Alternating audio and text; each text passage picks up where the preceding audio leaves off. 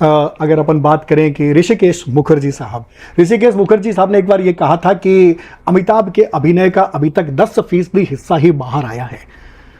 जब ऋषिकेश मुखर्जी थे तब की ये बात है। उसके बाद में भी अमिताभ ने बहुत सारी फिल्में की, बहुत सारी असफलता और सफलता की खूब सारी बातें अपन बात करेंगे। लेकिन आपको क्या लगता है कि ऋषिकेश मुखर्जी के कहने के बाद क्या कोई ऐसा व्यक्ति आया जिसने अमिताभ के उस 90% को जो अभी तक अप्रकट था उसको निकालने में अपनी भूमिका निभाई? मेरा जो सवाल है वो सीधा कल्कि तक भी आता है। कल्कि में इंटरवल के बाद में लगभग इंटरवल से थोड़ा सा पहले वो फिल्म में आते हैं और सब पे छा जाते हैं। लेकिन क्या ये जो छा जाना है ये तो अमिताभ होना है, किसी फिल्म में छा जाना मतलब अमिताभ होना है। लेकिन क्या वो ऋषिकेश मुखर्जी का जो उनका एक मापदंड था, पता नहीं उनका क्या मापदंड था, उन्होंने कहा कि 10% हिस्सा अभी तक अमिताभ का अभिनय का बाहर आया है, तो वो जो 90% हिस्सा है ऋषिकेश मुखर्जी, आपने गहन विश्लेषण भी किया है, लगातार आप फिल्मों के बारे में भी आपका ज्ञान जो है वो अपडेट भी आप करते रहते हैं, तो क्या आपको लगता है कि वो जो 90% था उसमें से भी कुछ बाहर निकला है? इस पर अपन बात करें। देखिए, ऋषिदा की जहाँ तक बात करें तो ऋषिदा एक बहुत बड़े स्कूल से थे और वो विमल राय का स्कूल था। विमल राय के स्कूल वाले जितने लोग हैं उनमें सबसे अधिक प्रतिभावान ऋषिदा निकले, ऋषिकेश मुखर्जी। और ऋषिकेश मुखर्जी यानी विमल राय के स्कूल की जो ट्रीटमेंट है, सिनेमा की ट्रीटमेंट, वो भावना परक है। वे आदमी के अंदर से भावना निकाल कर लाते हैं। वो चाहे अमिताभ बच्चन की बात करें और चाहे दिलीप कुमार की बात करें, दोनों में गजब की समानता है। तो वो जो ऋषिदा का स्टेटमेंट था कि जो 10% या 90% नहीं है, यहाँ उनका आशय इस बात से था कि एक डायरेक्टर वो होता है जो अभिनेता को अपने रोल में ढालता है जी, और एक डायरेक्टर वो होता है जो अभिनेता के आधार पर फिल्म बनाता है। उस मामले में मनमोहन देसाई और प्रकाश मेहरा जी, यश चोपड़ा ये हुआ करते थे। लेकिन वो 10% से अलावा आगे जो अमिताभ का है, देखिए अमिताभ बच्चन की 3 पारियां मानेंगे। एक पारी फ्लॉप वाली, दूसरी पारी सफल होने से जंजीर से लेकर उनकी जो ABCL फ्लॉप हुई और वो गायब 5 साल के लिए छुट्टी लेकर चले गए, और तीसरी पारी उसके बाद की है, पदार्पण की। हाँ, KBC से आरंभ हुआ, KBC बागबां और ये, हाँ बिल्कुल, थिएटर में बागबां और वैसे KBC, वहां से मृत्युदाता फिल्म तो एक बहुत बड़ी दुर्घटना सिद्ध हुई तो भूल जाते हैं उसे। तीसरी पारी में हुआ ना, तो हम एक व्यक्ति को तो श्रेय दे नहीं सकते कि उसने 10% को और बढ़ाया है, निकाला है, लेकिन 5-7 नाम है, उन नामों को अगर हम थोड़ा थोड़ा श्रेय दे दें तो ठीक रहेगा। और उसका आखिरी नाम फिलहाल कल्कि तक आता है। तो इन लोगों ने मिलकर, पीकू है, ठीक है, उसके अलावा आपका बदला फिल्म है। अब बीच में होता है कभी कभी कि कोई एक मजाकिया फिल्म बना लेता है, तो बंटी और बबली भी आ गई जिसमें अमिताभ से लिया ही है थिएटर ने, बूम जैसी भी, हाँ बूम जैसी भी आ गई, आंखें हैं, अक्सर इन्होंने अमिताभ बच्चन के आधार पर फिल्म बनाई है। लेकिन अमिताभ बच्चन को कोई विशेष भूमिका में डालना, उसका तरोताजा उदाहरण है कल्कि। ये जो चीज है, तो इस मामले में अब उसका कारण ये है, आप एक सामान्य प्रश्न कर सकते हैं, इतने लोगों को क्यों श्रेय दें भाई, वो ज्यादा प्रतिशत निकालने का। अब होता है ना कि ऋषिदा और वो विमल रॉय का स्कूल तो थे बड़े बड़े ट्रक, तो उन ट्रक का वो जो पीछे डाला इतना बड़ा होता था कि उसमें खूब सारी सामग्री आ जाती थी।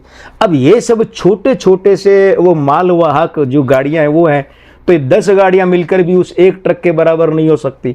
मतलब ये लोग हैं प्रतिभावान, चाहे हम कल्कि के निर्देशक की बात करें, दूसरों की करें, किसी की भी करें, लेकिन ये उतने बड़े परिमाण में या तो कोई सिनेमा ही नहीं जानता, इनमें से अच्छी समझ नहीं रखता स्क्रिप्ट की, या कोई कैरेक्टराइजेशन की नहीं रखता, कोई निर्देश की ट्रीटमेंट की नहीं रखता, थोड़े थोड़े सब कर रहे हैं, तो सबको मिला करके। लेकिन निश्चित रूप से अमिताभ बच्चन की तीसरी पारी में अगर ऋषिदा जिंदा होते, अब तक होते, वे अवश्य कहते अमिताभ बच्चन के अंदर से अब वो चीज बाहर आ रही। और ध्यान देने की बात है, अमिताभ बच्चन की सफलता की दूसरी पारी में ऋषिदा ने जो उनके साथ काम किया वो बिल्कुल शुरू के दौर में किया, बाद के दौर में नहीं किया। बाद के दौर में ऋषिदा अमोल पालेकर की तरफ चले गए थे, झूठी फिल्म आई 80 के दशक में, शुरू में वो राज बब्बर की तरफ चले गए थे। उन्होंने गीतकार बदले, संगीतकार बदले, अमिताभ बच्चन के बाद नायक भी बदल दिए। उन्होंने राजेश खन्ना के साथ फिर काम नहीं किया, अमिताभ बच्चन के साथ फिर काम नहीं किया। तो उसका एक कारण था, ऋषिदा को लगता था कि मसाला फिल्मों के वन मैन इंडस्ट्री के जिस दौर में अमिताभ बच्चन काम कर रहे हैं, तो वहाँ ऋषिदा के लिए कुछ बनता नहीं है, कुछ बचता नहीं है, क्योंकि वो जिस ढंग की फिल्म मेकिंग उनकी थी उस ढंग की फिल्म मेकिंग बाद में आई ही नहीं, बिल्कुल ही नहीं बनी। तो इसलिए अमिताभ बच्चन का वो बिल्कुल 10% के बाद का हिस्सा निकला है बाहर, प्रतिभा का दोहन हुआ है, लेकिन फिर भी ये वो हीरो की खान है जिसके लिए और खुदाई चाहिए। वो खुदाई चाहिए, हीरो की खान है। और यहीं से एक सवाल उभर करके आता है कि जैसा आपने बताया कि ऋषिकेश मुखर्जी विमल रॉय की स्कूल से निकले थे जी।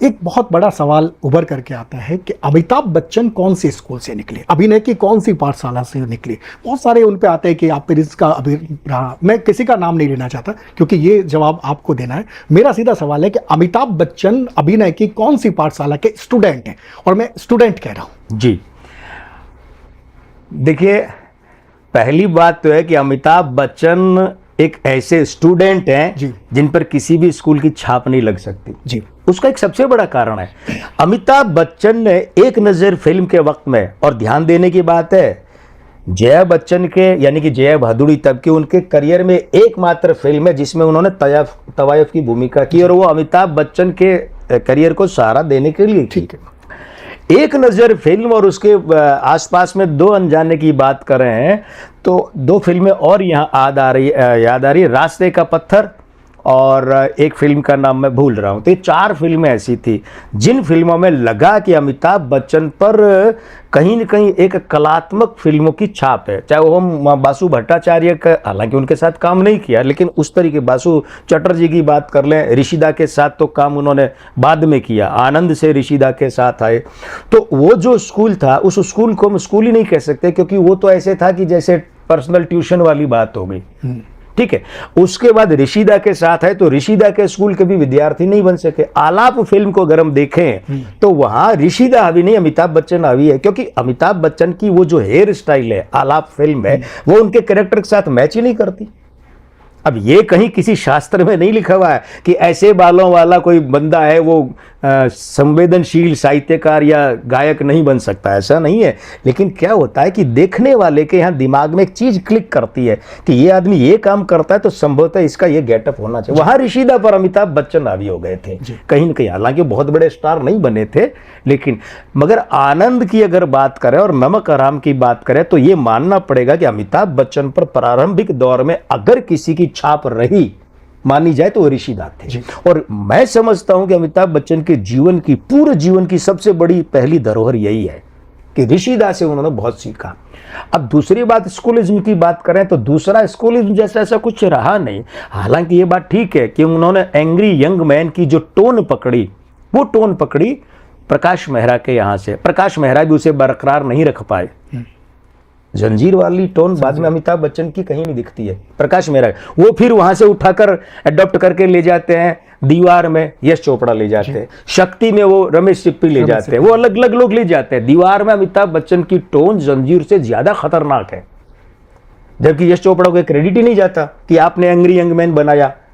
जन्म दिया प्रकाश मेहरा ने, बनाया यश चोपड़ा ने, पाला पोसा रमेश सिप्पी ने, मनमोहन देसाई का तो एक ट्रैक ही अलग रहा है। तो अमिताभ बच्चन पर किसी एक स्कूल का क्रेडिट दे देना ये अच्छी बात नहीं है। हाँ, अगर छाप रही है कुछ अंशों में तो ऋषिकेश मुखर्जी की, और बाद के दौर में तो जितने लोगों ने उनके साथ काम किया फिल्मकारों ने, तो उन पर अमिताभ बच्चन की खुद के स्कूल की छाप रही है। अमिताभ बच्चन असल में क्या हुआ, ऋषि दीवार और ये मनोज कुमार साहब की रोटी कपड़ा और मकान, इन दोनों के बीच का जो गैप है, अवधि है, बमुश्किल ये 2 से 2.5 साल की अवधि है, अधिकतम 2.25 साल।